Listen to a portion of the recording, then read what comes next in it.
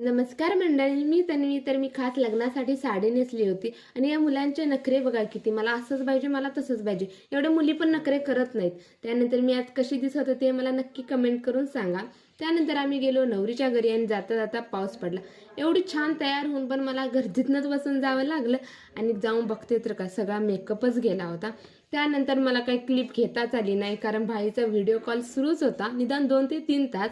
त्यानंतर मग जेवलो ते आणि घरी निघायला तयार झालो. आणि घरी जाता जाता ह्याची जरा नाटकी सुरू होती.